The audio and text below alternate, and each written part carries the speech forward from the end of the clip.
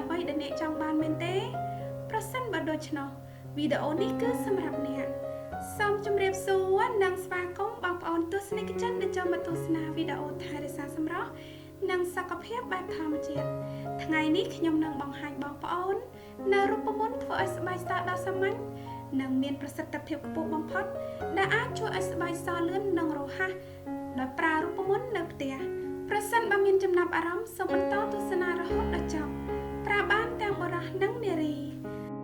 គ្រឿងផ្សំដំបូងដែលយើងនឹងត្រូវការគឺលេលាបខ្លួនដែលជួយឲ្យស្បែកសចំនួន2ស្លាបព្រាបាយ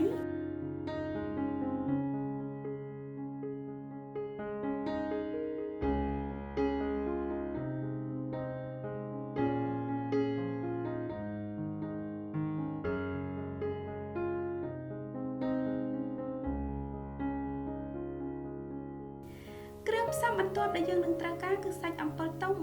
ចំនួន2ស្លាបព្រាបាយ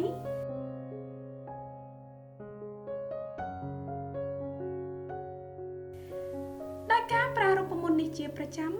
នឹងជួយបំបត្តិស្នាមបាញ់ខ្មៅនិងធ្វើឲ្យស្បែករបស់បងប្អូនសជាងមុនប្រកបដោយប្រសិទ្ធភាពឥឡូវនេះសូមដាក់ហ្វូមលាងមុខដែលជួយឲ្យមុខសចំនួន1ស្លាបព្រាបាយបងប្អូនអាចប្រើហ្វូមលាងមុខដែលជួយឲ្យមុខសប្រភេទផ្សេងទៀតដែលបងប្អូនមាន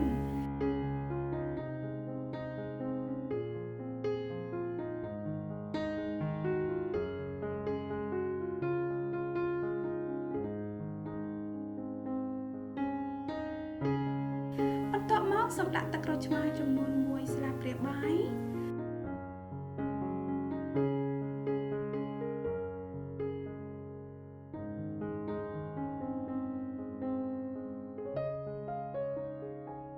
សូមកច្របល់គ្រឿងផ្សំទាំងអស់ឲ្យបានសព្វល្អ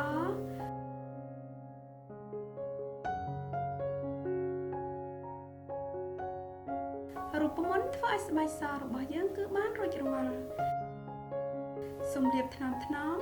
នៅលើដៃជើងនិងនៅលើផ្នែកណាមួយនៃរាងកាយដែលបងប្អូនចង់ទទួលបានស្បែកសស្អាត